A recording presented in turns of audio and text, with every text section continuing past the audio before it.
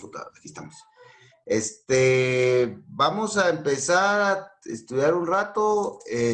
Bueno, ahí estamos, creo yo. Hoy vamos a retomar lo que dejamos pendiente en la última sesión, que es el tema de la valoración de la prueba y los medios de prueba en particular, para ya ir avanzando a la parte final de la fase de investigación. Aquí en la fase de investigación hay muchas incidencias, por eso es de que vamos despacio, pero ya en lo demás es un poquito más fluido. Entonces, vamos a retomar el tema de la prueba con la valoración y después con los medios de prueba en particular. Bueno, en relación a la prueba, en el proceso penal hay mucho que estudiar, pero primero vamos a ver la parte básica, que es su teoría general, y posteriormente vamos a hacer un análisis rápido de cada uno de los medios de prueba en particular según el Código Procesal Penal. Entonces, según recuerdo, pues quedó pendiente el tema de la valoración. Entonces, vamos a ubicar el tema aquí en nuestra fase de investigación. Entonces, vamos a buscar la diapositiva correspondiente y aquí tenemos el tema de la valoración de la prueba. Bueno, en relación al tema de la valoración de la prueba, pues también se ha desarrollado bastante en la doctrina jurídica, en las diferentes áreas procesales que se tienen. Y pues lo que siempre se enseña, y es lo que seguramente nos van a preguntar en el examen, es qué es la valoración de la prueba, cuáles son los métodos de valoración de la prueba y en qué consiste el método de valoración que utilizamos en Guatemala, que es el de la sana crítica razonada. Esas tendrían que ser las 3 preguntas iniciales que nos debieran de preocupar, ¿verdad? Hay otras perspectivas de la valoración, pero en sus estudios de posgrado ustedes van a profundizar en ello, ¿verdad? Pero empezando con esas 3 preguntas, me parece que tendría que quedar esa parte inicial clara, ¿verdad? Bueno, ¿qué es valorar la prueba? Bueno, valorar la prueba es someterla a un proceso racional o un proceso intelectual para determinar el nivel de certeza que nos produce determinada prueba. Entonces, valorar la prueba es meterla a nuestro razonamiento, a nuestro intelecto y hacer un análisis crítico sobre cada medio de prueba y establecer si esa prueba es confiable o no es confiable y qué conocimiento o qué información nos da. Entonces, en términos así muy sencillos, podemos decir que en eso consiste la valoración de la prueba, pero siendo un poquito tal vez más técnicos, podemos decir de que la valoración de la prueba es un medio o un método jurídico que utilizamos para poder analizar la prueba, determinar su confiabilidad, determinar la información que esa prueba lleva al proceso y determinar también el nivel de convencimiento que produce esa prueba y esa información. En sí, en eso consiste la valoración de la prueba. ¿Quién es el que valora la prueba finalmente? El que valora la prueba, pues, es únicamente el juez. El juez es el único que valora la prueba. Lo que sucede es de que los abogados, tanto el fiscal, el defensor, como el abogado del querellante, pues tratan de influir en el juez para que le dé determinado valor a las pruebas. Por ejemplo, el fiscal va a procurar de que el juez crea en sus pruebas, ¿verdad? Las valore positivamente, les tenga confianza, el juez crea en esa prueba y se basa en esa prueba para la condena. Ese es el objetivo del fiscal. Entonces el fiscal va sobre esa línea, ¿verdad? En cambio, el defensor, pues también va a pretender que el juez, al valorar la prueba, pues no crea en las pruebas del fiscal, que no las tome en cuenta y que pues no le cree certeza en el juez. Y pues también el defensor, si llevó pruebas, pues también va a proteger su prueba y va a pretender que el juez le crea a sus pruebas y que las tome en cuenta para la absolución, por ejemplo, ¿verdad? Lo mismo sucede con el abogado del querellante. Pues el abogado del querellante va a buscar, pues,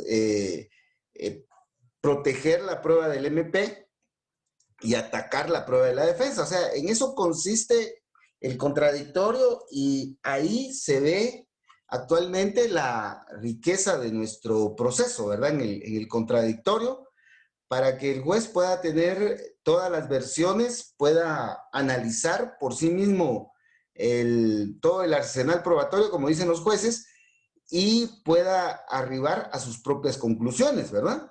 Si luego de valorar la prueba, de analizarla de una manera individual y de una manera conjunta, si luego de valorar la prueba el juez confía en la prueba del MP, considera que la información que esa prueba le da también es confiable y le crea certeza, pues entonces ese ya será análisis y conclusión del juez. Y si en esa prueba el juez va a basar su fallo, pues entonces ese ya es un análisis propio del juez, ese es el trabajo y la función del juez. Entonces, en términos así muy generales, esa es la dinámica que se da en el tema de la valoración, pero lo que quiero que veamos es de que el que valora la prueba es el juez, ¿verdad? Pero ¿en qué momento valora la prueba? Debemos de tomar en cuenta que en la fase de investigación, el análisis del caso pues se empieza a hacer, ¿verdad? Y la información empieza a llegar, empieza a fluir de parte del MP, del abogado querellante y del defensor. Entonces, la verdad se va formando, se va consolidando y va pasando por la primera declaración, por el auto de procesamiento, por la finalización de la investigación, por el acto conclusivo, por la discusión que se da en la fase intermedia y finalmente en el auto de apertura, ¿verdad? Entonces, esa verdad todavía se va moldeando, se va haciendo sólida, ¿verdad? Entonces, en la fase de investigación y en la fase intermedia no se puede valorar la prueba, porque valorar la prueba es hacer un análisis profundo y definitivo de la prueba. Entonces, si todavía estamos investigando, si todavía estamos analizando el resultado de la investigación, no podemos hacer ese análisis profundo. Entonces, la Corte de Constitucionalidad dice que en sus fallos, ¿verdad?, que en la fase de investigación y en la fase intermedia, el juez lo que hace es apreciar la prueba y que la valoración el juez la hace hasta en la sentencia después del debate. Entonces, la valoración de la prueba es un método que se utiliza, pero hasta en la sentencia después del debate. Pero eso no quiere decir que el juez no aprecie la prueba en las etapas previas, porque el juez debe de tomar decisiones provisionales, pero las debe de tomar y debe de analizar los medios de investigación y debe de establecer el nivel de confiabilidad de los medios, también la información que esos medios de investigación llevan y si el juez va a confiar en esa información para, por ejemplo, ligar a proceso al sindicado, dictarle, imponerle una medida de coerción o abrir a juicio o decretar la clausura provisional o el sobreseimiento. O sea, el juez siempre va a hacer un análisis, pero no tan profundo en la fase de investigación y en la fase intermedia. Ahora, en la sentencia, después del debate, ahí sí el juez debe de hacer un análisis profundo y definitivo de la prueba, que es a lo que conocemos como valoración de la prueba, ¿verdad? Bueno, En la doctrina jurídica se mencionan pues varios métodos de valoración de la prueba, pero los más importantes son los que tenemos aquí en la pantalla, ¿verdad? Que es el método de la prueba legal o tasada, el método de la libre convicción y el método de la sana crítica razonada. Bueno, para ser bien directos, pues el método que utiliza el derecho procesal penal en Guatemala es el de la sana crítica razonada, ¿verdad? Es el número 3, el literal C, que lo tenemos desarrollado aquí en esta última parte de la diapositiva.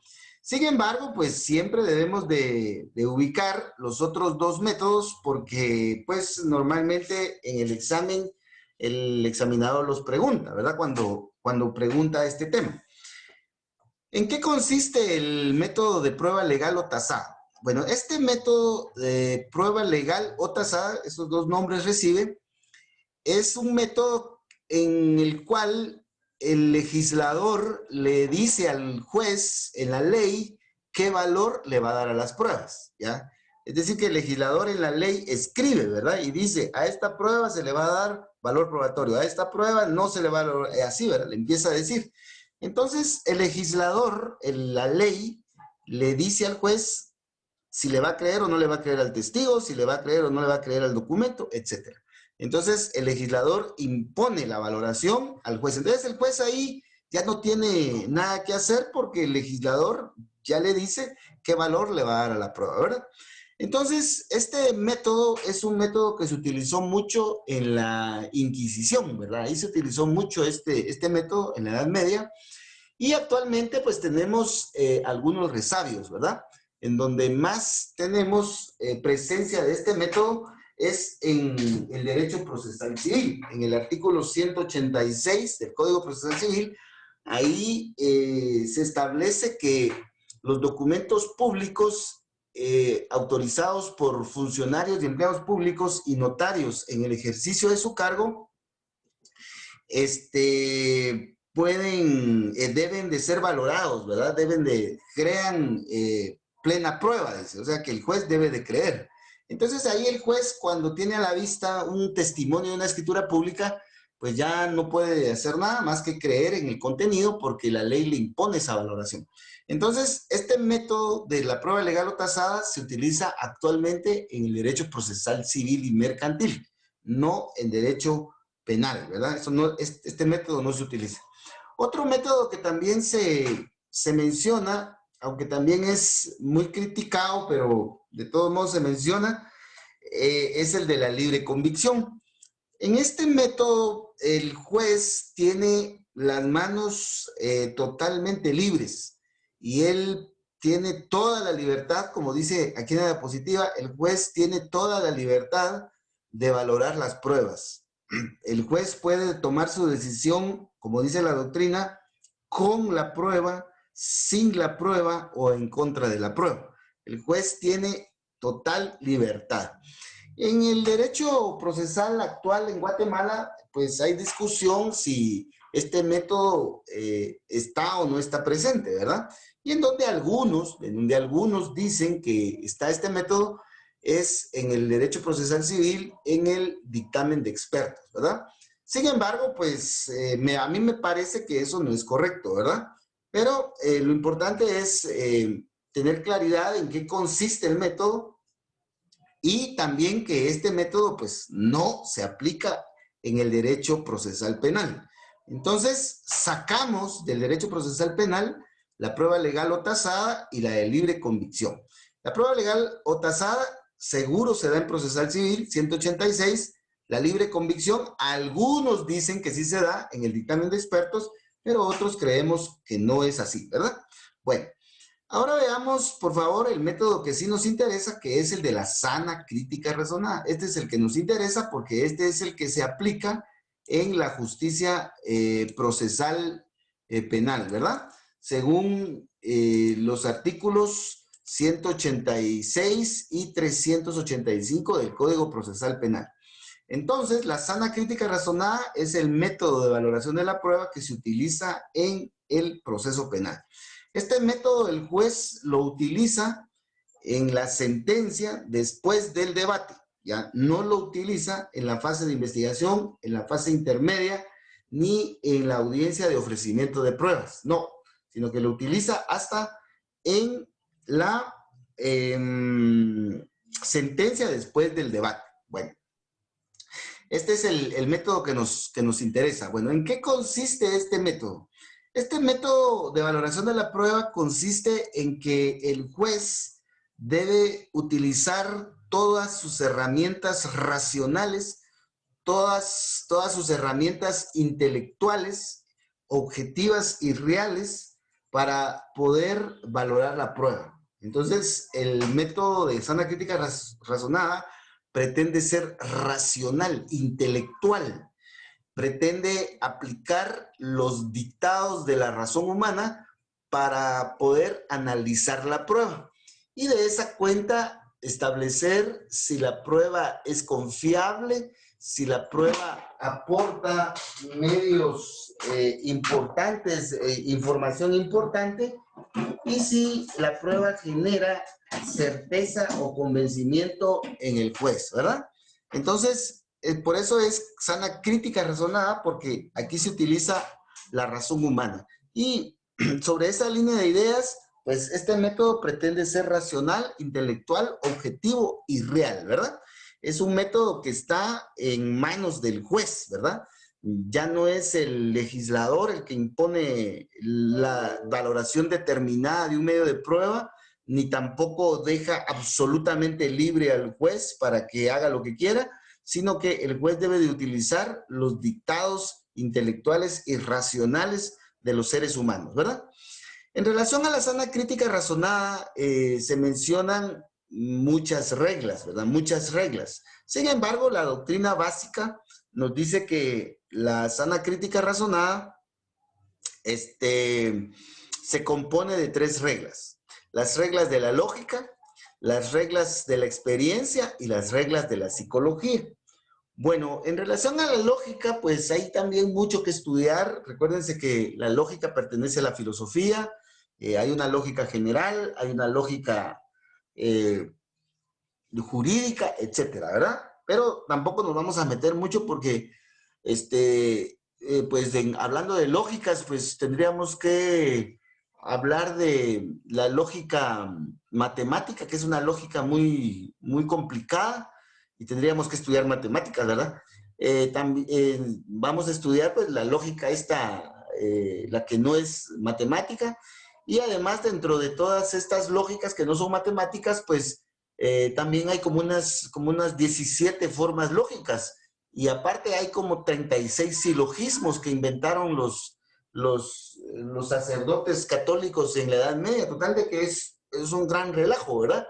Entonces, para no complicarnos, porque esto ustedes lo van a estudiar en sus estudios de posgrado, solo nos vamos a quedar con estas 2 reglas, que son las que pues se mencionan más en la doctrina nacional, ¿verdad? Si consultan al licenciado Poroj, al doctor que fue PDH hace muchos años y que ya falleció, se me va el nombre ahorita, bueno, todos los doctrinarios que han escrito sobre este tema en Guatemala, pues van a encontrar ustedes estas 2 reglas, ¿verdad? Que son las reglas de la coherencia y las reglas de la derivación.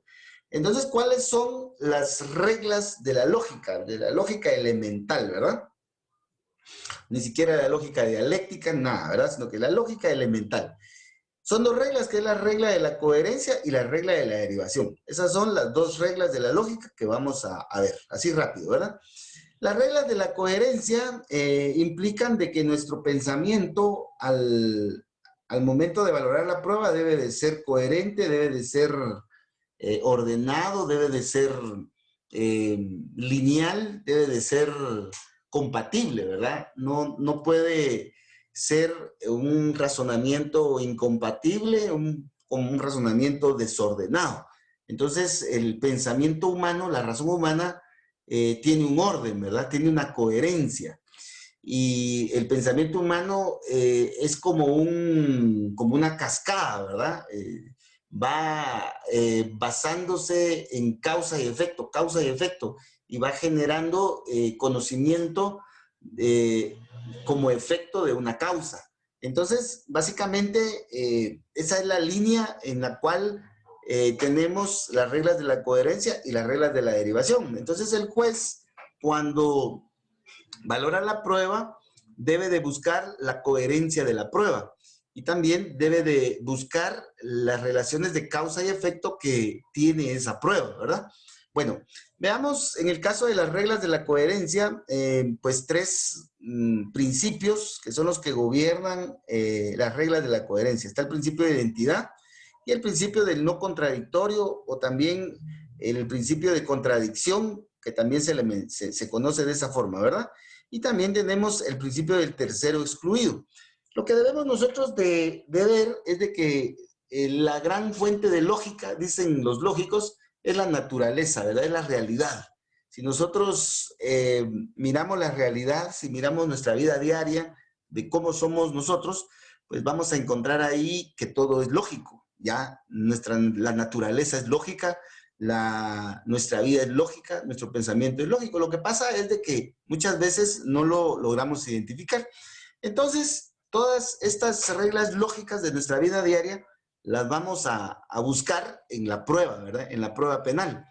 Y entonces tenemos un principio que nos gobierna a nosotros, nos gobierna en nuestra vida diaria, gobierna nuestra naturaleza y gobierna la prueba penal, que es el principio de identidad. El principio de identidad nos dice que cada objeto es único, porque tiene sus propias características. O sea, no hay objetos repetidos. Todas las cosas son únicas, ¿ya? Entonces, en eso consiste el principio de identidad. Entonces, este principio de identidad se resume en la fórmula A es igual a A. A es igual a A. A no es igual a B. A no es igual a C. D no es igual a A. A solo es A. Por eso A es igual a A. Entonces, esa es la regla lógica, ¿verdad? O sea, la regla al final pasa a una fórmula que se resume en A es igual a A. A no es igual a B. B no es igual a A, no es igual a C, etc. A no es igual a nada. A solo es igual a A. ¿Va? Entonces, esta regla lógica pues, la utilizamos pues en nuestra vida diaria, ¿verdad? Cuando a todos nos han regañado ahí en nuestra infancia o cuando somos adultos jóvenes y nos regaña ahí la mamá y nos compara, o el papá y nos compara con nuestro hermano, ¿verdad? Entonces nosotros le decimos, no, pero si yo soy yo, él es él, yo no soy él y él no soy yo soy yo. Empezamos a crear nuestros mecanismos de defensa cuando nos regañan ahí en la casa, ¿verdad? Entonces, ahí lo que estamos invocando es el principio de identidad, ¿verdad? De que nosotros somos nosotros, no somos nuestros hermanos, ni nuestros hermanos somos nosotros. Entonces, ahí lo que tenemos son reglas lógicas de identidad, ¿verdad? ¿Cómo se aplica esto en el proceso penal? Bueno, y que ahora como padres de familia, pues lo sufrimos, ¿verdad? Porque los patojos están bien listos y también tienen sus mecanismos de defensa, ¿verdad? Bueno, el punto es de que en el proceso penal nosotros tenemos muchas formas o muchas manifestaciones de esta regla, ¿verdad? Por ejemplo, si los testigos están diciendo que vieron cuando el homicida llegó a la cantina y sacó un arma de fuego y le disparó a la víctima, pero que ellos vieron que era un arma de fuego. Y resulta que en el debate los acusadores están presentando un arma blanca. Le estoy poniendo un ejemplo así muy claro para que la idea quede así muy clara, ¿verdad? Pero obviamente pues no se cometen este tipo de situaciones en los casos reales, ¿verdad? Pero solo para que quede clara la idea, ¿verdad? Vamos a suponer que los testigos indicaron que vieron cuando el victimario llevaba un arma de fuego y le disparó a la víctima. Y resulta que en el debate los acusadores presentan un arma blanca. Entonces ahí no hay identidad, ¿verdad? El arma de fuego es un arma de fuego, tiene sus propias características. El arma de fuego no es un arma blanca. El arma blanca es un arma blanca, no es un arma de fuego. Entonces, entre el arma de fuego y el arma blanca, un cuchillo, por ejemplo, no hay identidad.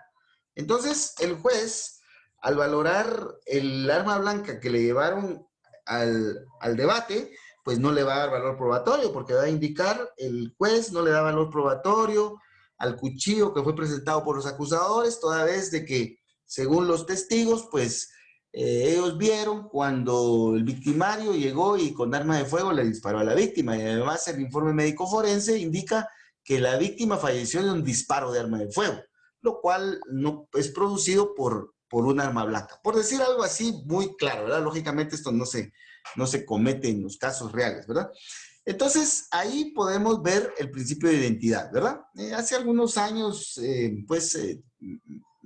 participé en un caso en donde la policía incautó un arsenal, un montón de armas, ¿verdad? De esas armas que escondieron los campesinos ahí en el área del Polo Chic por el conflicto armado interno cuando entramos a los acuerdos de paz y todos los exguerrilleros empezaron a entregar las armas.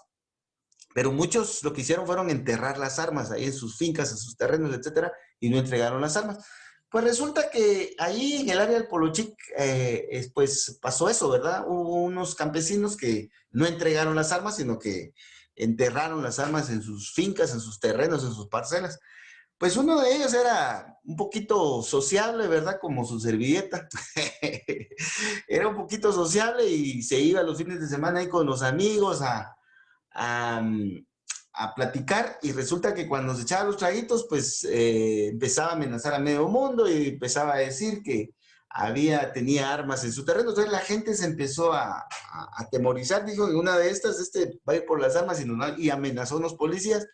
Y total de que le hicieron un allanamiento y en efecto encontraron las armas en su terreno, ¿verdad? Y encontraron un montón de armas, granadas, mini UCI, de todo encontraron ahí. El punto concreto al que quiero llegar es de que cuando encontraron las armas, hicieron una identificación de las armas y le pusieron, los que tenían las armas que tenían registro, les pusieron los registros. De ahí el juez de paz identificó las armas y le puso registro. De ahí el MP le puso los registros. De ahí el INASIF le puso los registros. Así, ¿verdad? Y total que cuando llegaron al debate no coincidía nada.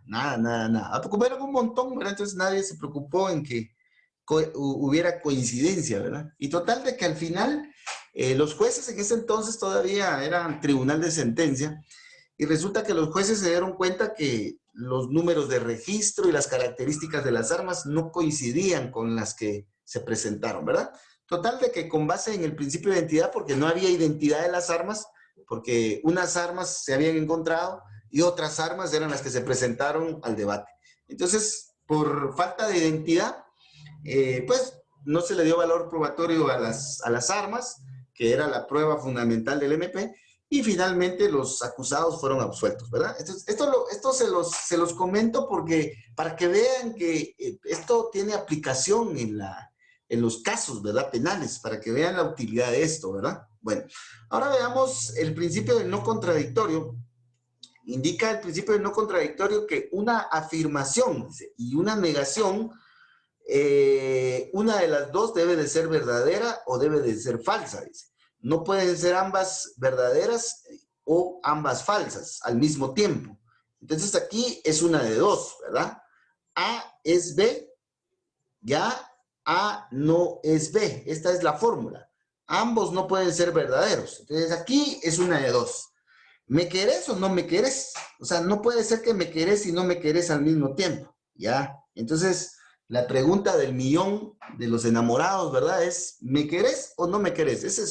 Esa es una pregunta que solo admite una respuesta de dos posibles, ¿ya? No puede ser que sean las dos respuestas al mismo tiempo, una que afirma y una que niega. Entonces, ¿me querés o no me querés? Entonces, no es lógico, no es coherente, es contradictorio, viola las reglas de la contradicción, aún en las leyes del corazón, ¿verdad? Que le respondan al novio, te quiero, pero no te quiero. O sea, eso sería ilógico, ¿ya? Entonces, lo mismo sucede en la prueba penal, ¿verdad? En la prueba penal, el acusado disparó o no disparó.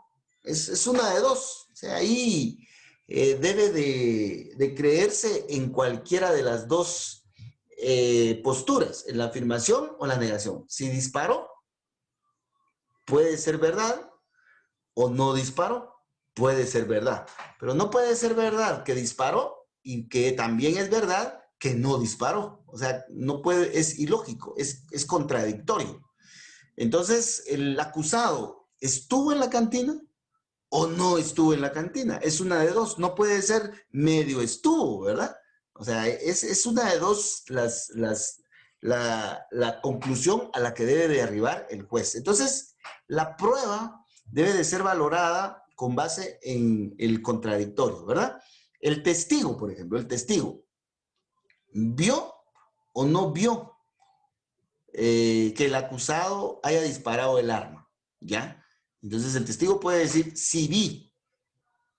Entonces, lógicamente, esa sería la afirmación y se descarta la negación. Pero el testigo no puede ser que llegue y diga, sí vi, pero no vi. Entonces, si el testigo dice, vi, pero no vi, entonces a ese testigo no hay que creerle, ¿verdad?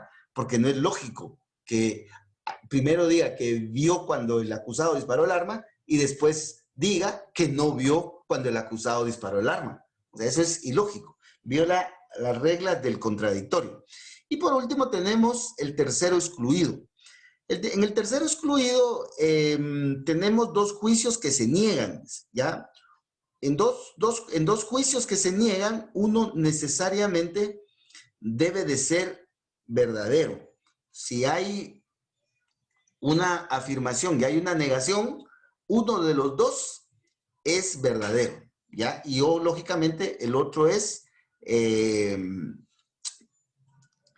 falso.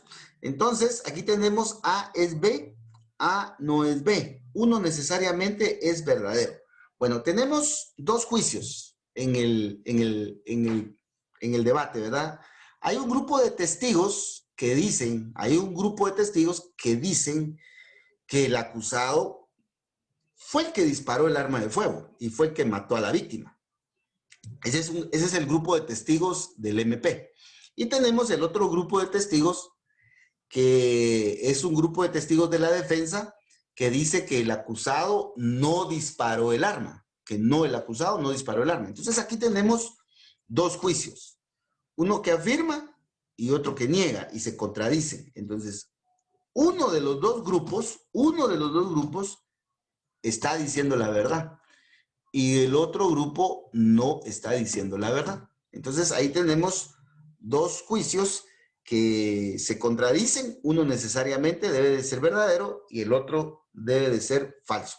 Entonces, estas reglas son las que pues gobiernan el principio de la sana crítica razonada, las reglas de la coherencia en la sana crítica razonada. Y la última regla, que es la regla de la derivación, es una regla lógica que indica que para creer en una afirmación o creer en una negación debe de existir una razón o una justificación suficiente, ¿ya? ¿Ya? Debe de existir suficiente justificación probatoria. Entonces, si el Ministerio Público está afirmando de que el acusado llegó a la cantina, llevaba un arma, le disparó le disparó a la víctima y le causó la muerte, y de ahí se dio a la fuga, y que dejó tirada el arma de fuego, y que se dio a la fuga, entonces para creer en ese montón de afirmaciones, el Ministerio Público me debe de llevar pruebas suficientes. Bueno, me debe de llevar el video. Me debe, por ejemplo, solo es un ejemplo. El video, por ejemplo. Me debe de llevar testigos que vieron y que reconocen al acusado. Me tiene que llevar el arma de fuego. Me tiene que llevar el certificado de función, el peritaje forense. Me debe de llevar todos los peritajes necesarios. Entonces, si el Ministerio Público me lleva como juez todos esos medios de prueba, entonces sí hay suficiente prueba para creer de que el acusado llegó a la cantina y con esa arma de fuego le disparó a la víctima y después se dio a la fuga. Pero si el Ministerio Público me está afirmando todo eso y únicamente me lleva un testigo, que dice el testigo que vio cuando el acusado llegó a la cantina y le disparó, a la víctima y de ahí se dio a la fuga. Si solo me lleva a un testigo, entonces esa prueba sería insuficiente. No hay suficiente razón para creer que lo que afirma el Ministerio Público es verdadero. Entonces, cuando buscamos la razón suficiente, buscamos una serie de justificaciones o de fundamentos para creer objetivamente en algo, ¿verdad? Entonces, si solo me llevan un testigo, no me llevan el arma de fuego, no me llevan otros testigos para hacer análisis comparativos, no me llevan el certificado de defunción, por decirle algo así muy grave que no ocurra. Eh, no me llevan el informe médico forense, no llegó el perito a declarar. Entonces, entonces ahí no habría suficiente razón para creer en lo que afirma el Ministerio Público. Esto ocurre mucho, por ejemplo, en femicidio, ¿verdad? Se ha discutido mucho cuando, por ejemplo, en el debate no llega a declarar la víctima, la señora, ¿verdad? La señora presentó la denuncia, la señora, en la fase de investigación señaló al acusado, etcétera. Y resulta que al debate no llegó a declarar. Entonces la defensa, pues lógicamente dice que no vino a declarar la señora, que era la víctima, que era la testigo presencial, etcétera, y que no hay razón suficiente para creer en lo que dice el MP. Pero los jueces algunas veces consideran que en, en, en base a la demás prueba, sí hay razón suficiente para creer en lo que afirma el Ministerio Público y en condenar, y condenan, ¿verdad? Otros jueces, pues sí, consideran que en estos casos la declaración de la víctima, de la señora, es importante y si ella no llega a declarar, no puede haber condenado. Entonces, recuérdense que estos son métodos racionales en donde también tiene que ver mucho el tema de los pareceres, de los criterios, pero lo que tratan estos métodos racionales es tratar de dejar lo menos posible el margen de discrecionalidad del juez para que no haya injusticia, ¿verdad? Pero margen siempre hay. En el caso de las reglas de la experiencia, encontramos que el juez, pues es un ser vivo, es un ser humano que ha vivido, que conoce la realidad y que de esa realidad ha extraído una serie de conocimientos, ¿ya? De la experiencia. Entonces, todos esos conocimientos que el juez ha adquirido también los puede aplicar a la valoración de la prueba, ¿verdad? Por ejemplo, si hay un testigo que dice que pues él vio a través de la pared cuando el acusado le disparó a la víctima, pues todos sabemos por experiencia que nadie puede ver a través de una pared de concreto, ¿verdad? Esas normales. Entonces, si un testigo llega y me afirma que vio cuando el acusado disparó y que él puede ver a través de la pared, pues lógicamente yo no le voy a creer, salvo que pues me lo pruebe de otra manera, pero en términos generales no le voy a creer, porque la experiencia me dice que nadie puede ver a través de una pared de estas de concreto, ¿verdad? Lo mismo pasa con la psicología. El juez no va a ser un psicólogo, ¿verdad? No va a tener estudios profundos en psicología, pero sí debe de analizar, observar, ser muy observador en cuanto a la conducta del testigo o del perito o del mismo acusado, ¿verdad? En el sentido de que el juez debe de observar la conducta del testigo o del perito en el momento de su declaración. Entonces, si el testigo, por ejemplo, levantó la mirada, fue muy serio, fue muy contundente, fue muy claro al responder, pues no estaba nervioso, el tono de voz era muy firme. Entonces el juez dice, bueno, la conducta de él pues me convence, ¿verdad? Porque pues parece que dice la verdad. Y entonces el juez va a hacer ese análisis de psicología, ¿verdad? Ahora, pues, en la experiencia que tengo como defensor, pues algunos testigos de la defensa a veces son un poquito fregados, ¿verdad? Porque llegan con gorra, llegan con lentes, ¿ya? y resulta que se muestran nerviosos o a veces se muestran inseguros o hasta se contradicen.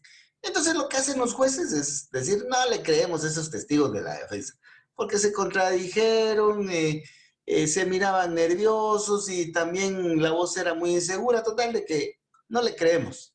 Entonces el juez lo hace con base en la psicología elemental y superficial que puede detectar en el momento de la declaración.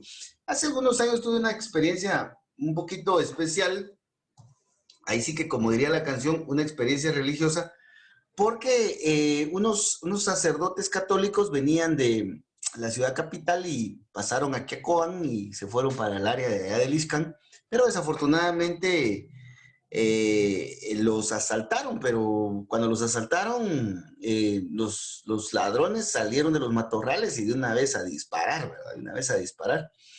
Entonces, desafortunadamente al sacerdote que iba manejando sí le dieron un disparo y lo mataron, ¿verdad?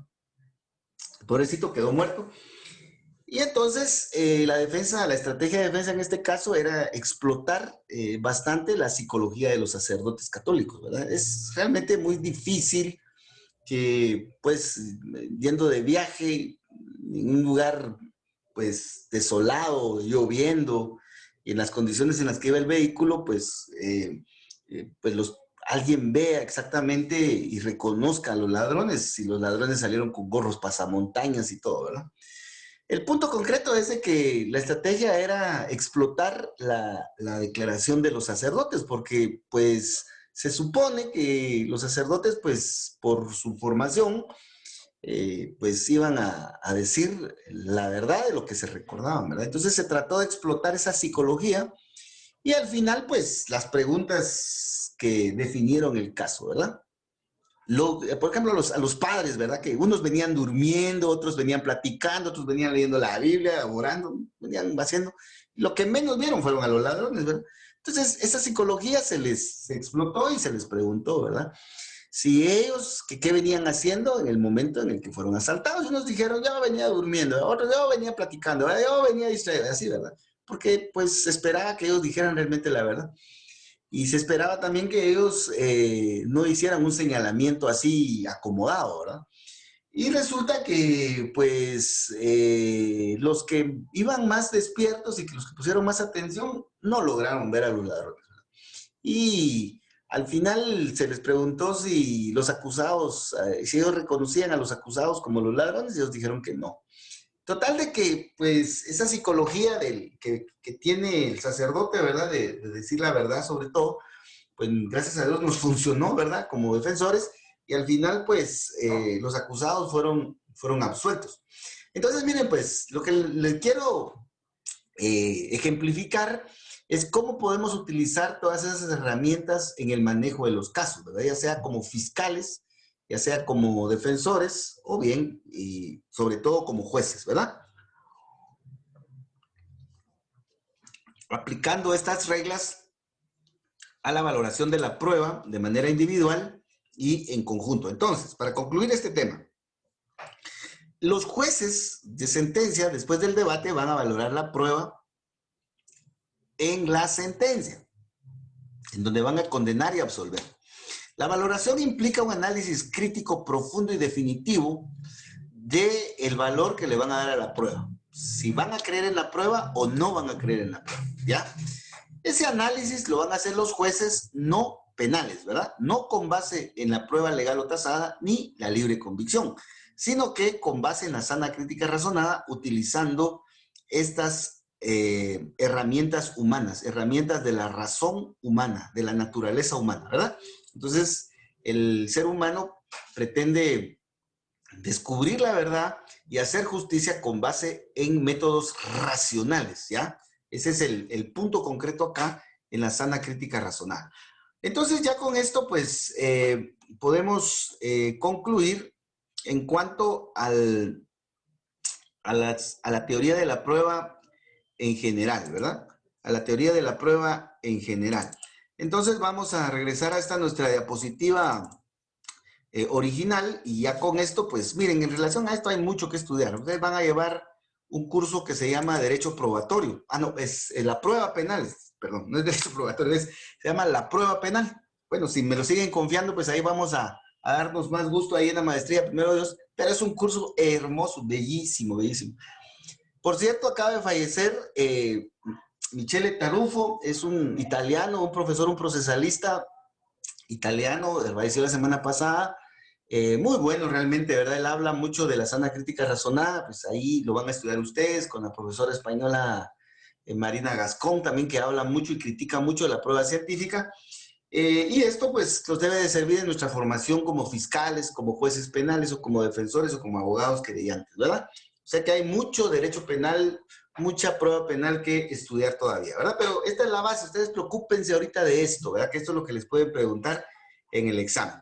Bueno, ahora lo que nos corresponde es darle una miradita así rápida a lo que son los medios de prueba en particular, ¿verdad? Los que regula el Código Procesal Penal en nuestro, en el código, ¿verdad? Y ahí tenemos, pues, a partir del artículo 187, la inspección, registro de allanamiento, el testimonio, perito, reconocimiento y careos, ¿verdad?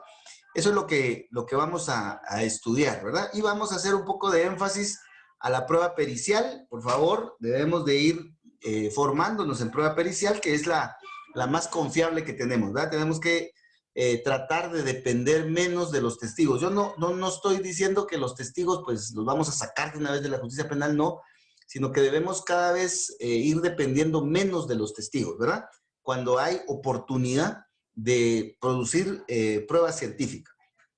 Entonces, veamos, aquí están los medios de prueba en particular, que pues vamos a ver 12 así rápidamente, y también vamos a platicar un poco sobre la prueba pericial, que conforme a la página del INACIF, pues tenemos algunos ejemplos, ¿verdad? Pero antes de eso, para no eh, aburrirnos mucho, pues vamos a ver un videito así rápido, ya, de unos minutitos relacionados con la prueba, ¿verdad? Entonces, permítanme, vamos a revisar por acá. Vamos a ir con el DJ. Vamos a ver videos. No.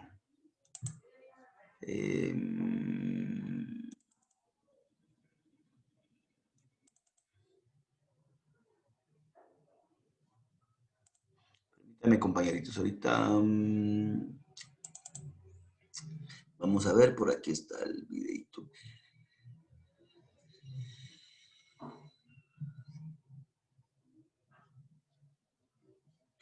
Vamos a ver un videito relacionado con la recopilación de los medios de investigación. Aquí está.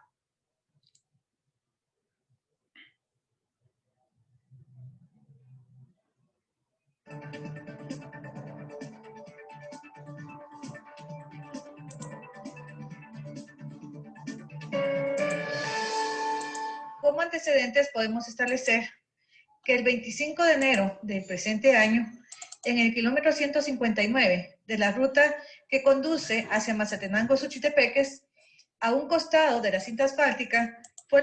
¿Se ve y se escucha el video, compañeros? Sí, licenciado. Ah, va, ok, muchísimas gracias. Si no me avisan. localizado el cuerpo...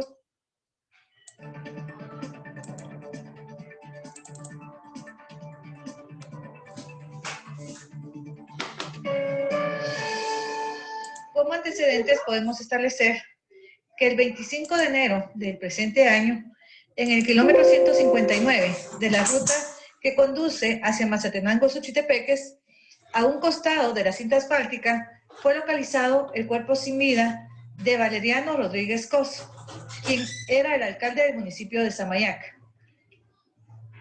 El cuerpo se encontraba dentro de una bolsa de plástico color negro y presentaba heridas de proyectil de arma de fuego que fueron las que le causaron la muerte. Dentro de los indicios que fueron recolectados en el procesamiento de la escena, se encuentra la bolsa de plástico. El cuerpo se encontraba envuelto en esta bolsa, por lo que este indicio fue remitido al Instituto Nacional de Ciencias Forenses para que le realizaran los análisis correspondientes, principalmente el análisis logoscópico, que buscaba poder encontrar las huellas de las personas que manipularon el cuerpo. Y otro indicio muy importante que también fue encontrado en esta escena es una hoja de papel. Junto al cuerpo sin vida se localizó una hoja con un texto, la cual también fue remitida al Instituto Nacional de Ciencias Forenses para realizarle los análisis de la grafía correspondiente. Y estos dos indicios que estamos viendo a través de esta diapositiva fueron de vital importancia para poder esclarecer los hechos, pero principalmente poder esclarecer quiénes eran las personas responsables de haber cometido este hecho delictivo. El Ministerio Público hizo una investigación exhaustiva por medio de la cual se logró determinar la posible participación de las dos personas indicadas, y fue a través de diferentes métodos especiales de investigación que se logra determinar que el señor Valeriano Rodríguez Cos realizaba actividades de préstamo de dinero a Encarnación Chávez. Aproximadamente le adeudaba una cantidad de entre 30,000 y 50,000 quetzales. Un día antes a que le diera muerte al señor alcalde, él realizó una cantidad de aproximadamente 26 llamadas telefónicas en donde él exigía que le pagara dicha cantidad que le adeudaba. Como ustedes pudieron ver anteriormente, se reflejaba la cantidad de llamadas que fue objeto, ¿verdad?, esta persona. Asimismo, el día 24 de enero del año 2017, la víctima y Encarnación Chávez Rosales se reunieron en las cercanías del cementerio del municipio de Samayac, departamento de Suchitepeques, a establecer que la víctima mantenía comunicación constante con Encarnación Chávez Rosales debido a la deuda que este último tenía con él. La Fiscalía solicitó un cotejo grafotécnico del texto del escrito de la hoja en que se encontró junto al cuerpo de la víctima, con la finalidad de establecer si podría estar relacionado a este señor Encarnación Chávez. Y efectivamente, como se puede reflejar en esta gráfica, podemos darnos cuenta de que coincide la grafía con un cheque que fue objeto de cotejo, y nos dice a través de estos documentos se puede establecer que la grafía corresponde al documento que identifica al señor Encarnación Chávez en cuanto a los gráficos en su escritura. Asimismo, se puede determinar que, como dijo la licenciada Nelly anteriormente, en la bolsa en donde fue abandonado este cuerpo de la víctima, se lograron ubicar varias huellas útiles, coincidiendo con la huella del señor Rudy Iscareo, quien laboraba para este señor Encarnación Chávez en un car wash. Entonces es ahí donde la Fiscalía logra encontrar el vínculo entre el señor Encarnación Chávez y esta persona que laboraba para él como trabajador de un car wash. Era la relación directa que contenían. Asimismo, se les puede indicar que los medios de investigación con los que el Ministerio Público sustenta este caso hasta la presente fecha consiste en el análisis criminal efectuado por la unidad de enlace con la Dirección de Análisis Criminal del Ministerio Público, investigación de campo efectuado por la División Especializada de Investigación Criminal DEIC, seguimientos y vigilancias, análisis intercomunicacionales, el perfil de los indicados, declaraciones de testigos, informes de INACIF, RENAP, SAT, GACRI, de la PNC, y los delitos por los cuales estas personas estarán siendo escuchadas, me imagino que más tarde, es por el delito de asesinato, regulado en el artículo 132 del Código Penal, que tiene una pena de 25 a 50 años. Policía Nacional Civil y el Ministerio Público desarrollan una investigación técnico-científica, logrando la aprehensión de estas dos personas, lo que corresponde a Encarnación Chávez Rosales y Rudy Giovanni Aguilar. Es importante hacer ver los elementos ya mencionados que dieron base para poder dar soporte y gestionar las respectivas órdenes de aprehensión al juez respectivamente. Para la operación del día de hoy, se utilizaron para este apoyo 8 fiscales, 70 elementos policiales, 25 investigadores de Policía Nacional Civil, Hubo un equipo de técnicos expertos en verificación de vehículos, un equipo K9, con el resultado de 2 personas aprendidas. Los indicios localizados el día de hoy, en la residencia de Rudy Giovanni Aguilar se realizó prueba de luminol, teniendo como resultado presuntivo positivo la luminiscencia, que nos refleja efectivamente de que en ese lugar fue localizada sangre.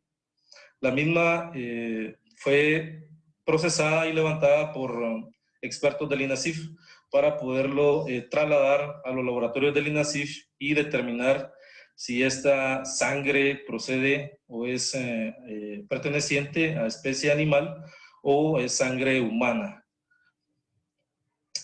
En la habitación de la misma persona se localizó una cuerda de color amarillo similar a la que se utilizó para amarrar la bolsa plástica en la cual se encontró el cuerpo de la víctima. Ministerio Público, trabajando por la verdad y la justicia.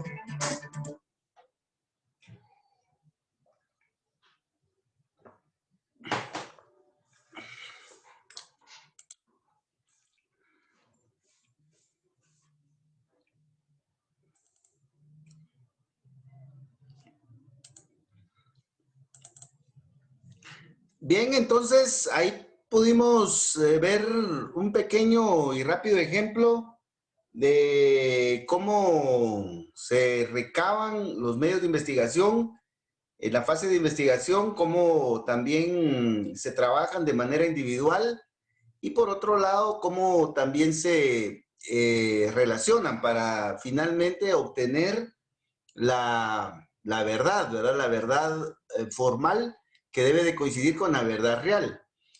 Bueno, en relación a ese caso y a todos los temas, pues hay mucho que se puede platicar y analizar. Sin embargo, pues lo que ahora nos interesa es conocer cada medio de investigación en sus características más importantes. Para saber o tener la idea clara de cómo se deben de recabar y cómo se deben de incorporar en las diferentes etapas del proceso. Debemos de recordar lo que la Corte de Constitucionalidad nos dice en cuanto a al proceso probatorio penal, en cuanto a que en la fase de investigación y en la fase intermedia, pues las partes deben de buscar los medios de investigación y meterlos o introducirlos al proceso en la fase de investigación y en la fase intermedia. Y el juez, pues, es el que va a apreciar esa prueba y los niveles de veracidad que pueda extraer de los mismos. Ya en la etapa del juicio, pues, la prueba se debe de ofrecer en una audiencia, que vamos a ver más adelante, para poder diligenciarse en el debate oral y público y posteriormente valorarse en la sentencia, ¿verdad? Bueno, entonces, eso es lo que debemos de recordar del procedimiento que nos ilustró ahí la Corte de Constitucionalidad en su jurisprudencia. Bueno, ¿qué medios de investigación tenemos regulados en nuestro Código Procesal Penal? Tenemos el allanamiento, la inspección, registro y secuestro, reconocimiento corporal o mental, levantamiento de cadáver, exposición de cadáver al público, secuestro de correspondencia, telecomunicaciones, clausura de locales, testimonios, peritaciones, peritaciones especiales, reconocimiento de documentos, cosas y otros elementos de convicción, reconocimiento de personas y el careo. Entonces, estos son los que tenemos en el Código Procesal Penal.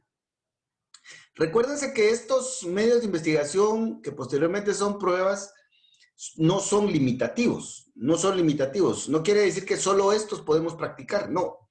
Sino que podemos practicar otros, ¿ya? Porque recuérdense del principio de libertad de prueba, en el artículo 182 del Código Procesal Penal, ahí tenemos el principio de libertad de prueba. Y entonces podemos utilizar estos y muchos otros medios de investigación. Por otro lado, también debemos de recordar la limitación que sí existe en cuanto a la prueba del estado civil. La prueba del estado civil sí debe de ser documental, el estado civil debe de probarse por medio de los certificados que extiende el RENAP, ¿verdad? Bueno, esa es otra idea que les quiero dar. Ahora, la siguiente idea es que, aparte de estos medios de investigación o estas pruebas, hay otras pruebas que se pueden incorporar en ciertos casos especiales, en el derecho penal especial. Por ejemplo, en materia de delincuencia organizada, vamos a ver que están los métodos especiales de investigación. Allá tenemos, en la delincuencia organizada, tenemos las operaciones encubiertas, tenemos también las entregas vigiladas y tenemos la interceptación en tiempo real de las comunicaciones telefónicas. Entonces, ahí tenemos métodos especiales para la delincuencia organizada. Tenemos, por ejemplo, en materia de narcoactividad, un procedimiento en relación a la prueba fundamental que es la droga, que es precisamente el proceso probatorio de peritaje sobre la droga, reconocimiento judicial sobre la droga e incineración de la misma.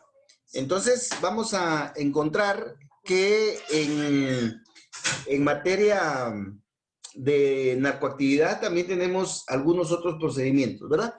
Entonces, cada medio de prueba pues tiene su propio procedimiento y también tenemos otros medios de prueba en otras áreas del derecho penal y procesal penal, ¿verdad? Pero vamos a empezar con lo que regula el Código Procesal Penal. Bueno, primeramente vamos a ver el allanamiento, la inspección, el registro y el secuestro, ¿verdad? Cuando hablamos de secuestro, estamos hablando del despojo de bienes, sobre todo bienes muebles, de sus poseedores por la utilidad que tienen en una investigación criminal especial. Debemos de recordar de que esta palabra secuestro también es un delito, ¿verdad? Ahí en el artículo 201 del Código Penal aparece el plagio o secuestro, pero ese secuestro no estamos hablando. Ni tampoco el secuestro como medida cautelar allá en procesal civil. Aquí estamos hablando de secuestro como un medio de investigación dentro del proceso penal. Realmente cada uno de estos términos implican una determinada actuación, ¿verdad? Por ejemplo, el allanamiento básicamente es el ingreso a una dependencia cerrada. Vamos a pensar en una casa particular, ¿verdad? El allanamiento es el ingreso. La inspección es, pues, observar si hay algún elemento que nos pueda servir dentro de la investigación para la averiguación de la verdad. Y el registro, pues, es efectivamente buscar, ¿verdad? Físicamente, en todo el lugar, indicios, evidencias, medios de investigación, objetos que puedan estar vinculados con la averiguación de la verdad en el caso concreto. Y el secuestro implica la facultad que tiene, en este caso, el Ministerio Público de llevarse los objetos que considere pueden ser utilizados para la averiguación de la verdad. Entonces, en términos generales, de esta manera se ha comprendido el allanamiento, la inspección y el secuestro. Normalmente, esta diligencia se solicita, se otorga y se realiza de esta forma, utilizando estos 4 términos, para realizar las actividades que ya les he explicado. Vamos a partir de las reglas generales, que son las que nos interesan, porque pues hay muchos detalles en relación a este tema, pero vamos a partir de los casos básicos, ¿verdad? Primeramente, vamos a ver que estas diligencias tienen su fundamento en la Constitución Política. Y ahí se indica que el domicilio es inviolable, dice. Artículo 23. Artículo 23 de la Constitución Política, 23 de la Constitución Política de la República de Guatemala. En ese artículo 23 dice que la vivienda es inviolable, dice, no se puede ingresar a la vivienda. Pero hay excepciones, dice, salvo permiso de quien la habita. O sea, si el que la habita me autoriza a poder ingresar, pues lo puedo hacer.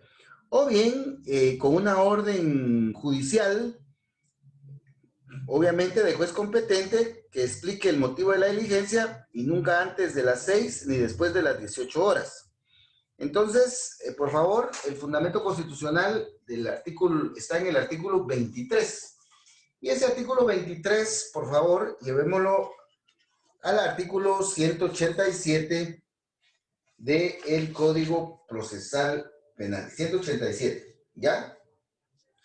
Entonces, tenemos que ubicar esos artículos. En el artículo 187 aparecen los objetivos del allanamiento, la inspección y el registro y el secuestro. Y veamos en el artículo 187 que esta diligencia se puede utilizar con dos objetivos independientes, ¿verdad?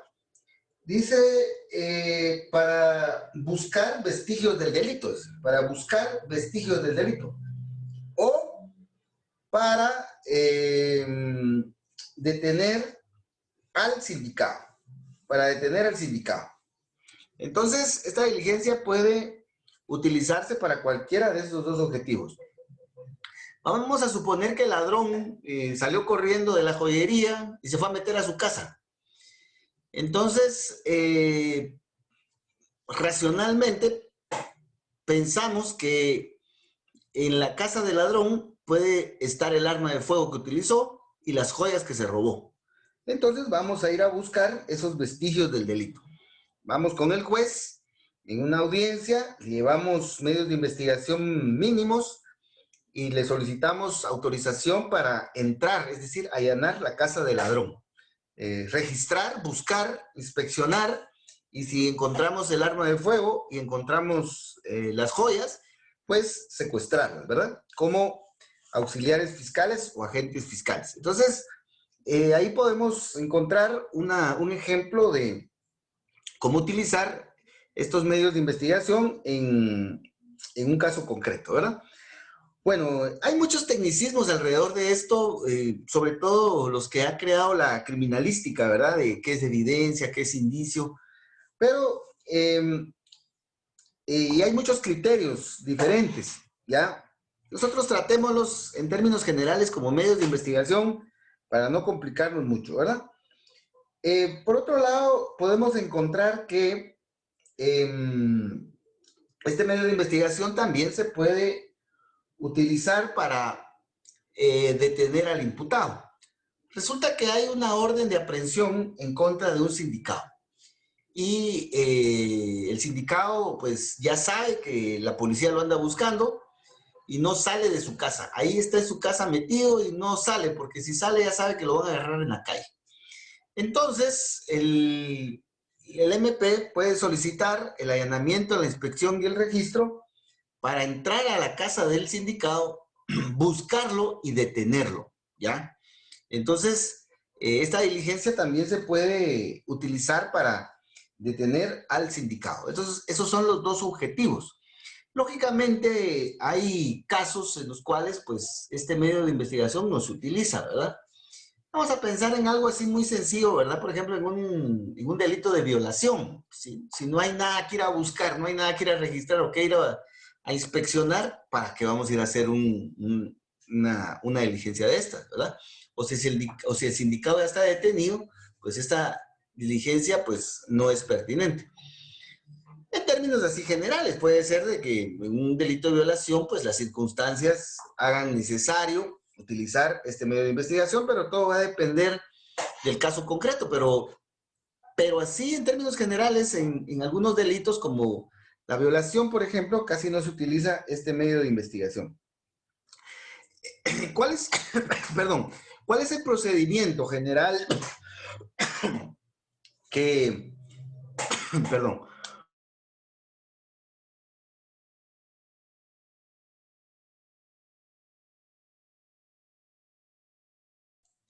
¿cuál es el procedimiento general que se utiliza para la realización del allanamiento, inspección, registro y secuestro? Primeramente, el Ministerio Público debe de agotar una investigación preliminar, ¿verdad? Para convencer al juez de la necesidad de realizar el allanamiento, inspección, registro y secuestro. Debe de haber una investigación preliminar. Yo he visto algunas veces, por ejemplo, que la denuncia o las versiones de la policía que indican que los vecinos han visto que en esa casa pues se arman parrandas y que hay relajos y que entran y salen mujeres que posiblemente son prostitutas y entran carros lujosos y que como que se drogan y seguramente son nacos. Así que hay que allanarla. Entonces, más o menos en esos términos, pues los jueces han creído suficiente y ordenan el allanamiento, ¿verdad? Pero lógicamente entre mejor información y sustento tenga el MP, pues más segura será la autorización de esta diligencia. Pero sí debe de existir una investigación preliminar mínima, ¿verdad? No simplemente de denuncias o de información que pueden ser hasta mediáticas o pueden ser chismes, ¿verdad? Entonces, el Ministerio Público debe de ser objetivo y racional. En ese sentido, pues sí debe de existir una investigación preliminar mínima para convencer al juez. Entonces, el MP, si considera que tiene, pues, algunos testigos, algunas fotografías, denuncias, etcétera, ¿verdad?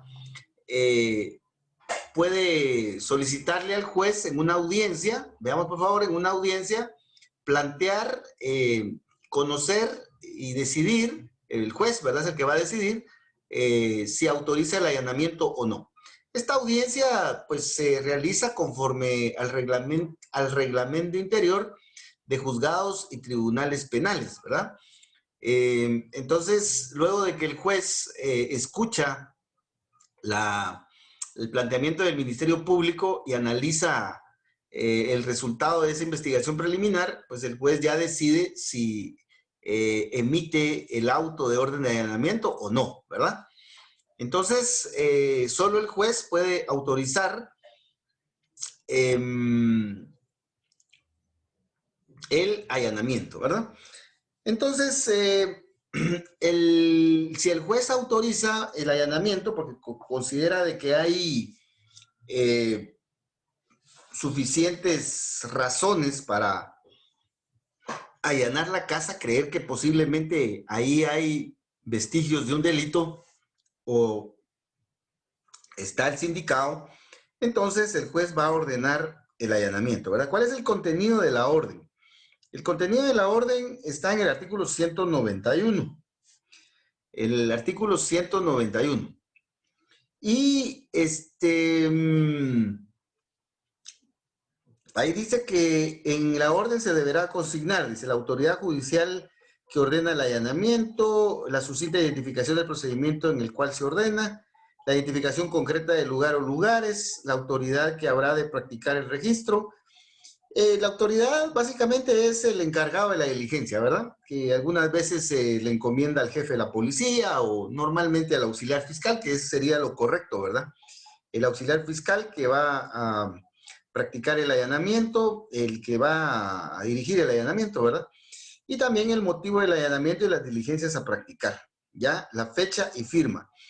Algo que se ha discutido mucho es el motivo del allanamiento, ¿verdad? Algunas veces, por ejemplo, se pide el allanamiento porque se van a ir a buscar drogas y entra el MP y la policía a la casa a buscar las drogas y resulta que adentro hay menores de edad en concepto de trata de personas. Sí No se debiera. escucha, ¿no? Disculpe, no se escucha. Vamos a ver, sí se fue esto, permítame. Vamos a ver. Ya se escucha, Licky, ya se escucha. Ya se escucha, DJ. Gracias, don Carlitos. Gracias, compañerita. Bueno, ya estamos nuevamente en sintonía, estamos entrando a la parte final. Y resulta que, pues, a mí me parece que si hay un delito tan evidente, pues me parece que sí es posible. Y cuando hay flagrancia, pues aprovechar el allanamiento para también proceder en relación a ese delito por el cual no se pidió el allanamiento, ¿verdad? Algo muy importante, compañeros, es el plazo. Dice la orden de allanamiento tendrá una duración máxima de 15 días. Dice, 15 días, ¿ya? 191, 15 días. Excepto, dice, en casos en donde puede ser por no más de un año, dice. ¿Cómo así un año? Le digo un allanamiento de un año. Sí, un allanamiento de un año, pero es en casos muy excepcionales. Yo una vez nada más he estado en un caso en donde vi que autorizó un allanamiento de un año. Se trataba de una finca aquí en Alta Verapaz, dicen los capitalinos, ¿verdad? No separan Alta de Verapaz, lo que dicen de una vez todo junto, ¿verdad? Alta Verapaz. Escúchenos bien, Alta Verapaz. No, hombre, tiene que ser Alta, respirar, Verapaz. Alta Verapaz. Bueno, entonces aquí en Alta Verapaz resulta que había que allanar una finca porque había que establecer si los campesinos estaban invadiendo la finca o no. Por un delito de usurpación. Pero la finca tenía no sé cuántas caballerías, una finca enorme, ¿verdad? Entonces el MP indicó que en 15 días era imposible recorrer la finca y hacer todos los peritajes necesarios, ¿verdad? Entonces el juez les autorizó un año para realizar ese allanamiento, ¿verdad?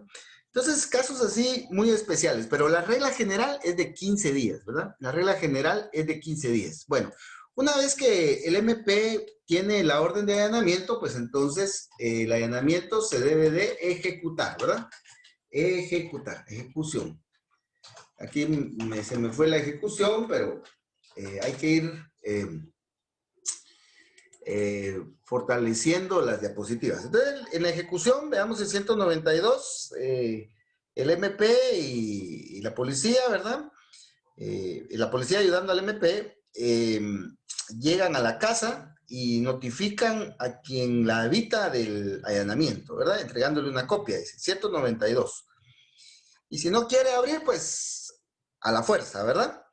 Y entonces se realiza el allanamiento y pues todo eso queda constancia en acta. Queda constancia en acta. El procedimiento constará en el acta, dice el artículo 192. Bueno, hay muchos temas que tratar aquí en el allanamiento. Por ejemplo, hay allanamientos tan minuciosos en donde el fiscal registra a los funcionarios y colaboradores del MP antes de ingresar a la casa, y a los agentes de la policía sobre todo, cuando entran y cuando salen, ¿verdad? Esto para evitar que se implanten evidencias o medios de investigación, o bien que hayan sustracciones ilegales por parte de los funcionarios del MP o de la policía, ¿verdad? Porque a veces pues entra a casas muy lujosas o casas en donde hay mucho dinero, y entonces puede ser, o casos muy delicados en donde puede ser que haya interés de implantar pruebas o sustraer ilegalmente cosas, ¿verdad? Entonces, me parece que todas esas medidas son adecuadas para poder confiar en las diligencias, ¿verdad?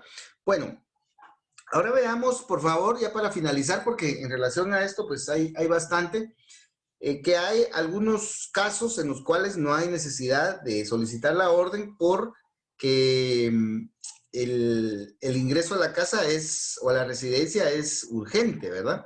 Y pues de aquí a que se solicita la orden, y pues se perdería el objetivo fundamental de la diligencia. Entonces veamos el allanamiento en dependencia cerrada. Cuando el registro deba practicarse en dependencia cerrada de una morada o de una casa, se requerirá orden escrita, excepto, 190. si por incendio, inundación, terremoto u otro estrago se hallara amenazada la vida de una persona. Cuando se denunciare que personas extrañas han sido vistas mientras ingresaban al lugar. Si se persigue a una persona para su aprehensión de un hecho grave. Dice, cuando voces provenientes de un lugar cerrado anuncian que ahí se está cometiendo un delito. Entonces, si estamos escuchando en una casa, hay una mujer que está gritando que está siendo abusada sexualmente, pues no hay necesidad de ir a pedir la orden, sino que se puede entrar sin orden judicial. Pero hay que hacer constar eso en el acta. ¿Verdad? Los motivos que determinaron el allanamiento sin orden constarán debidamente en el acta. Entonces hay que justificar ese extremo. Ahora veamos los allanamientos en lugares públicos.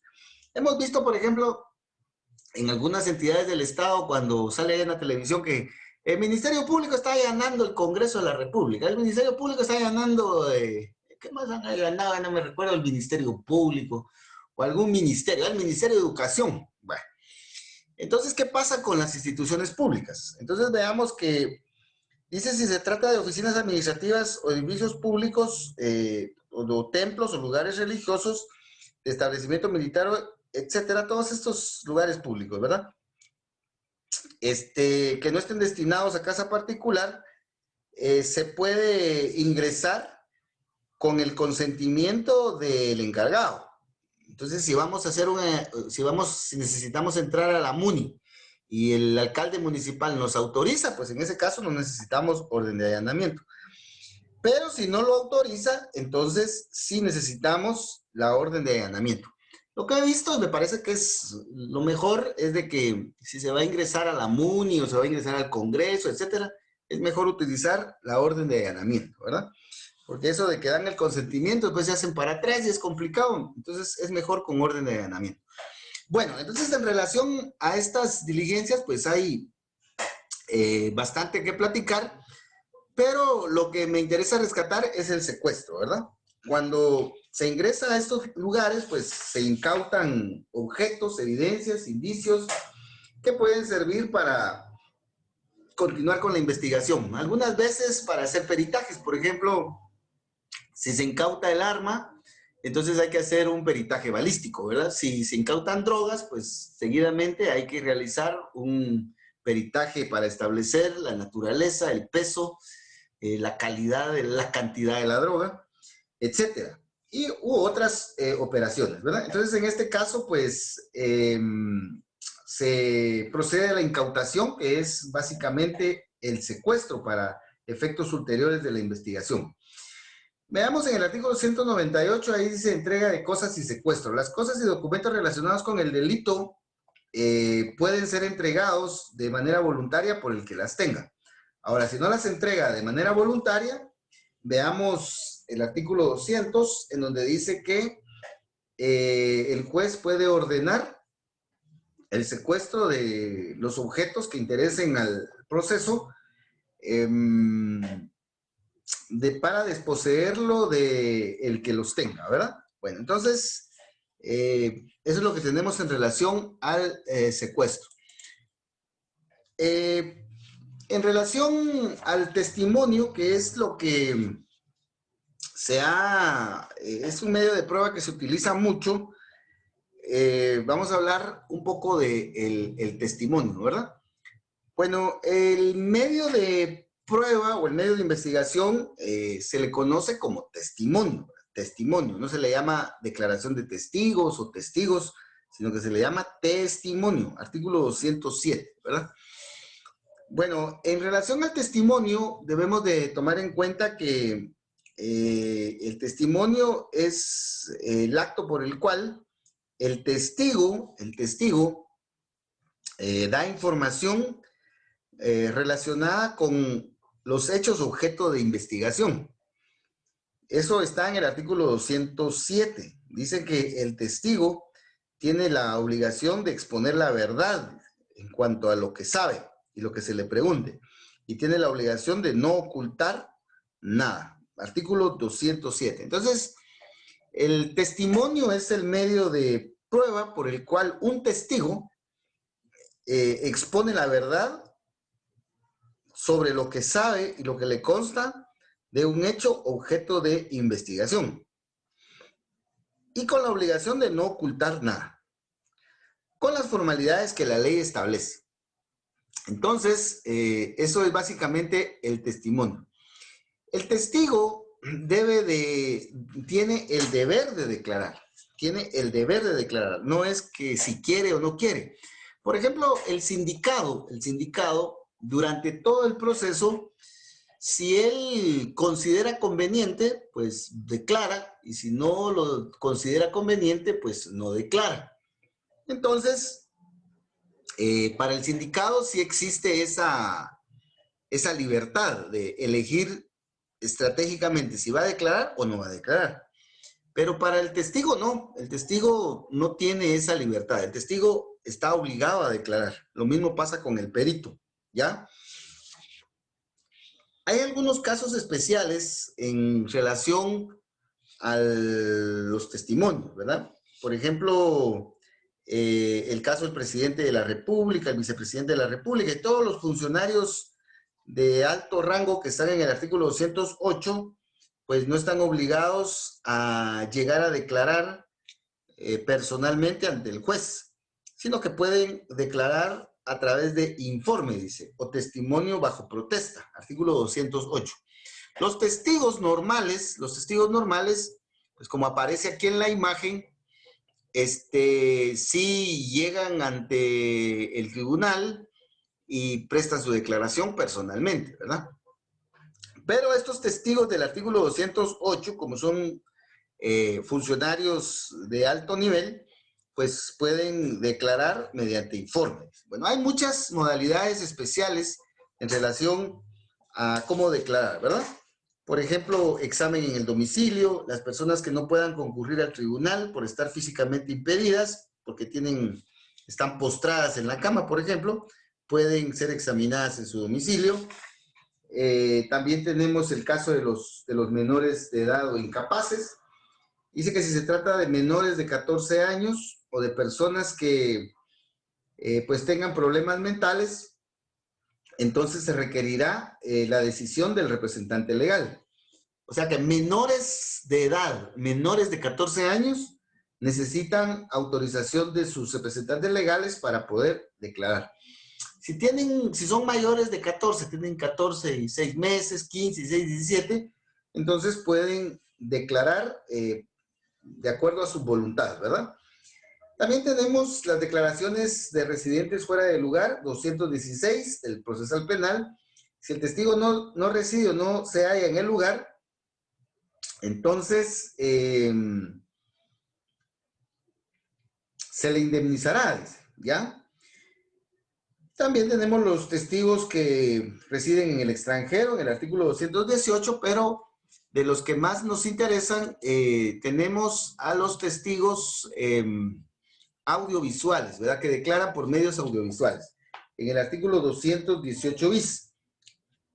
Este tipo de testimonios se implementó, como lo dice el artículo 218 bis, por el hecho que algunos testigos, pues,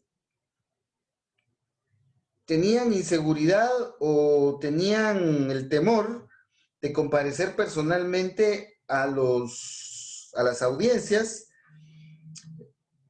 por amenazas, ¿verdad? Entonces, para su seguridad, pues se implementó esta forma, ¿verdad? Y por otro lado, también se ha utilizado mucho que a veces cuesta mucho el traslado, ¿verdad? Por ejemplo, hay un testigo que está en Quetzaltenango y de aquí a que venga a Cobán, es complicado. Entonces también se ha utilizado este medio de declaración que es el audiovisual de comunicaciones, ¿verdad? En relación a este medio de investigación en esta forma, pues tenemos el artículo 218 bis y 218 ter, y ahí está todo el procedimiento que es un poquito extenso, ¿verdad? Pero básicamente el testigo declara porque teme por su vida, ¿verdad? Entonces el Ministerio Público solicita que declare en tiempo real por un medio audiovisual de telecomunicación, ¿verdad? También aquí se puede combinar para la seguridad del testigo los conocidos como testigos sin rostro, se les llama en la doctrina, según el artículo 218 ter en la literal E. Dice, en caso que el testigo goce del beneficio de cambio de identidad o se determine que por razones de seguridad debe ocultar su rostro, se tomarán todas las precauciones necesarias. Entonces, aquí tenemos al testigo que en la doctrina le denomina testigo sin rostro, ¿verdad? No es que no tenga rostro, sino que lo oculta, ¿verdad? Esto es por razones de seguridad. O sea que es posible que el testigo no llegue personalmente a la audiencia, sino que declare por medios audiovisuales en tiempo real, lógicamente siguiendo todas las formalidades que establece el código. Bueno, tenemos por favor que el testigo debe de ser citado para que llegue a declarar, ¿verdad? 215.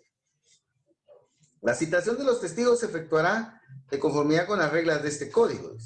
En casos de urgencia podrán ser citados verbalmente o por teléfono. El testigo podrá también presentarse espontáneamente, lo que se hará constar.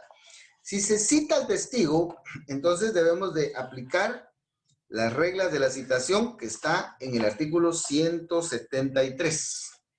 173 del Código Procesal Penal. Ahí están las reglas de la citación. O bien el testigo puede llegar por su propia voluntad, como ocurre muchas veces con los testigos de la defensa, ¿verdad? La defensa normalmente, los testigos llegan voluntariamente. Veamos, por favor, de que una vez citado el testigo, pues debe de comparecer y debe de dar sus datos personales. Y en este caso, veamos la protesta solemne. Cuando el testimonio, el testigo lo presta ante el Ministerio Público en la fase de investigación,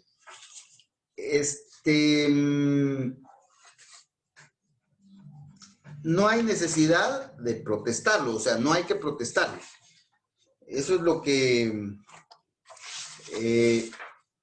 dice el código en el artículo 224. Cuando el testigo en la fase de investigación llega a la sede del MP y el auxiliar fiscal recibe la declaración, aunque ahora pues también dicen que ya no es declaración, sino que es entrevista. Bueno, son palabras que se utilizan, ¿verdad? Pero al final el testigo da información ante el auxiliar fiscal del MP. Entonces, cuando se trata de procedimiento de preparatorio, no se requerirá ninguna protesta solemne, dice el artículo 224.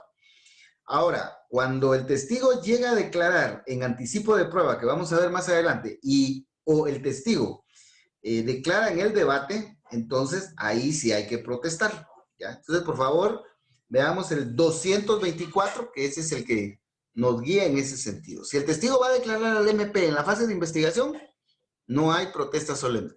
Si el testigo declara ante juez en anticipo de prueba o en el debate, entonces ahí sí debe de jurar decir la verdad. Bueno, el testigo, especialmente en el debate oral y público, va a declarar. Fíjense que antes al testigo se le daba la palabra. El juez le decía, el testigo tiene la palabra para que declare todo lo que sabe. Y entonces el testigo decía, pues yo ese día llegué a la cantina y vi cuando el acusado llegó y le disparó a la víctima y le causó la muerte y se dio a la fuga. Eso fue lo que vi, señor juez. Bueno, tiene la palabra el MP para que le pregunte y ahí tiene la palabra el defensor para que le pregunte. Bueno, de esa forma se hacía esta declaración del testigo. Pero ahora ya no es así. Ahora ya no se le da la palabra al inicio al testigo para que declare todo lo que quiera decir o considere oportuno decir en relación al hecho.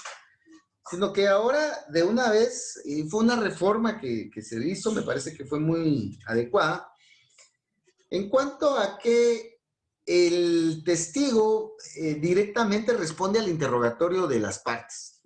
el testigo ya no va a tener la palabra y va a empezar a narrar todo lo que él se recuerda, sino que ahora de una vez se le da la palabra al MP, a la defensa, para que empiecen con el interrogatorio y de esa manera puedan guiar al testigo hacia lo que ellos consideren, ¿verdad?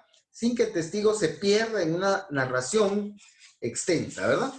Bueno, y finalmente, pues vamos a encontrar que también se puede examinar al testigo respecto de su idoneidad.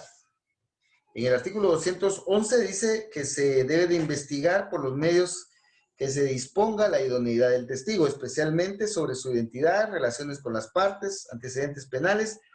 Entonces, hay que también investigar o se puede preguntar al testigo sobre temas de su idoneidad. Bueno, en relación al testimonio, pues hay bastante que estudiar, pero ustedes ahí en su procesal penal pueden ver otros detalles, ¿verdad? Bueno, para ir finalizando, veamos, por favor, rápidamente otros medios de investigación. Los medios de prueba, en particular las peritaciones, así le llama el Código Procesal Penal. Las peritaciones proceden por orden del Ministerio Público o por orden del tribunal. Y básicamente, pues, las peritaciones son medios de investigación y posteriormente medios de prueba en los cuales el perito, quien es un experto en cierta área del conocimiento humano, tiene conocimientos especiales, dice el artículo 225, realiza una serie de procedimientos científicos para obtener información que interesa al proceso. Entonces, en eso consiste básicamente la peritación, ¿verdad? O peritaje, como también se le llama. 225, primer párrafo.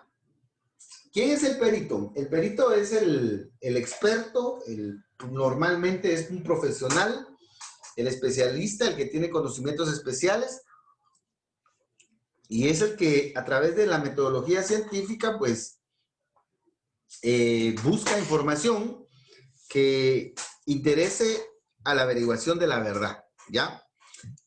Tanto al perito como al testigo, en la doctrina también se les conoce como órganos de prueba. Así se les conoce, ¿verdad? Órganos de prueba. Apunten ahí, donde dice perito y testigo, en la doctrina también se les conoce como órganos de prueba.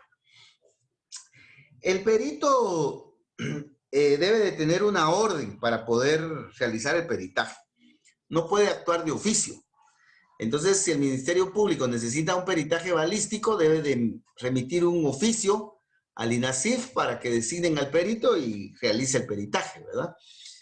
O bien, si la defensa pues necesita un peritaje, puede pedírselo al MP o si no al juez para que le ordenen al INASIF para que realice un determinado peritaje. O bien para que se designe a un especialista para la realización del peritaje. Pero a lo que quiero llegar es de que el perito no va a actuar de oficio, no va a actuar de oficio. El perito debe de tener un requerimiento, ya sea del MP o del juez, ¿verdad? Ahora, lo que no puede pasar es de que la defensa directamente le pida al INASIF de que realice un peritaje. Eso sí, no puede pasar, ¿verdad? El artículo 225 es claro al indicar que o es el MP o es el juez el que le ordena al perito del INASIF o a otro experto que esté fuera del INASIF para realizar el peritaje. También hay que decirle al perito qué temas debe de averiguar, ¿verdad? Porque pues el conocimiento humano es muy extenso y el perito puede buscar información en diferentes áreas. Entonces hay que decirle al perito qué temas concretamente va a averiguar, ¿verdad? De hecho, se le formulan preguntas al perito, ¿verdad? Por ejemplo, se solicita un peritaje, una necropsia, preguntándole al perito la causa de la muerte, ¿verdad? ¿Cuál es la causa de la muerte? El tiempo de la muerte, por ejemplo, ¿verdad? Entonces, esas son preguntas muy concretas que debe responder el perito. Y todo depende del peritaje y del interés que tenga el proponente del peritaje para formular la pregunta, ¿verdad? Por ejemplo, en los casos de violación sexual, establecer si la víctima, pues, está desflorada o no, ¿ya? El tiempo posible de esa desfloración, las posibles causas, etcétera. O sea, todo lo relacionado, si presenta lesiones, etcétera. Entonces, esas son las preguntas que debe responder el perito, ¿verdad? Hay que decirle al perito sobre qué temas y sobre qué preguntas debe de basar su peritaje. El perito, una vez que tiene la orden del MP o del juzgado o el tribunal y los temas sobre los cuales debe de realizar el peritaje, entonces, a través del método científico de su ciencia, va a desarrollar el peritaje. Y al finalizar, debe de emitir un dictamen, ¿ya? Veamos el artículo 234, un dictamen técnico, ¿verdad? Donde debe de explicar todas las operaciones periciales realizadas y las conclusiones, ¿verdad? Atendiendo a los temas y a las preguntas que se le formularon. Y finalmente, pues también tenemos que ese dictamen puede ser ampliado o puede existir un nuevo dictamen, ¿verdad? En relación al peritaje, hay mucho que debemos de estudiar. Básicamente vamos a encontrar que hay diversas clases de peritaje, como lo denomina el artículo 238, la autopsia, ¿verdad? En la doctrina también la conocemos como la necropsia, peritajes relacionados con el envenenamiento. En los delitos sexuales es básico el peritaje es una prueba fundamental. En delitos relacionados con documentos, el cotejo para establecer si la firma que calza el documento dubitable, le llaman, puede ser o no puede ser del acusado, por ejemplo, en el caso de una falsificación. Y también se menciona el caso de los intérpretes, ¿verdad? Para finalizar, solo deseo mostrarles así rápidamente, aunque lo veamos despacio en la próxima sesión, ya que este tema es muy extenso, pero ya estamos finalizando, todos los peritajes que puede realizar el INASIF según su página oficial, ¿verdad? Tenemos peritajes de medicina forense, tenemos también peritajes de criminalística como la documentoscopía forense, análisis de documentos.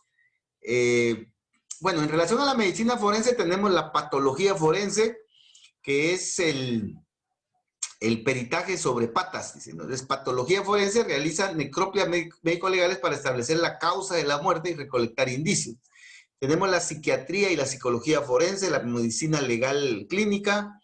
Tenemos la odontología, la antropología y la histopatología forense. Todo esto depende del caso que se esté investigando, ¿verdad? También tenemos laboratorios de criminalística, documentoscopía forense para análisis de documentos, balística forense, lo relacionado con armas, toxicología. Esto es para hacerle un análisis al tóxico, dice. No, es toxicología forense relacionada con el análisis de fluidos, ¿ya? Lofoscopía forense, relacionado con impresiones dactilares. Serología forense, relacionado con el análisis de bioquímicos, ¿ya? En caso de agresiones sexuales. Se utiliza mucho en temas de violación, identificación de vehículos, robo de vehículos, por ejemplo, o vehículos utilizados en secuestro. Físico-química forense. Esta sección maneja las trazas, elementos que por la lucha de víctima sospechoso generan transferencias, ¿ya? Entonces, a eso se refiere la fisicoquímica. Sustancias controladas, esto es en el tema de las drogas. Laboratorio de genética, se utiliza también mucho en delitos sexuales para establecer la procedencia humana de fluidos seminales, por ejemplo, ¿verdad? Trayectoria de disparo forense, esto es cuando se utilizan armas de fuego y hay disparos, por ejemplo, en asaltos, en homicidios, asesinatos, ¿verdad? Y también tenemos la acústica forense, que se refiere básicamente al cotejo de voz, ¿verdad? Este peritaje es muy interesante. Y finalmente tenemos la informática forense, que actualmente se están utilizando mucho toda la información forense para resolver casos penales, ¿verdad? Entonces hay mucho que estudiar en relación a los peritajes, pero lo vamos a dejar por ahí. Y si me hacen el favor de leer todo lo que son los medios de investigación en el Código Procesal Penal para ya ir avanzando y finalizando con la etapa de investigación, ¿verdad? Entonces, yo les voy a remitir las diapositivas de ayer y de hoy a su celular más tardecito y voy a subir los videos, yo les voy a avisar, no tengan penas, que lo que pasa es de que no he podido. Entonces, espero que tengan un feliz fin de semana y nos miramos el próximo lunes, lo más seguro de que trabajemos lunes, martes y miércoles, porque el jueves es 24 y el viernes 25, ¿verdad? Pero sí vamos a tratar de aprovechar al máximo la semana. Entonces, descansen y nos miramos el día lunes con derecho penal, si Dios así lo permite. Gracias, compañeritos. Igualmente, Lick, cuídense mucho. Buen día. Gracias.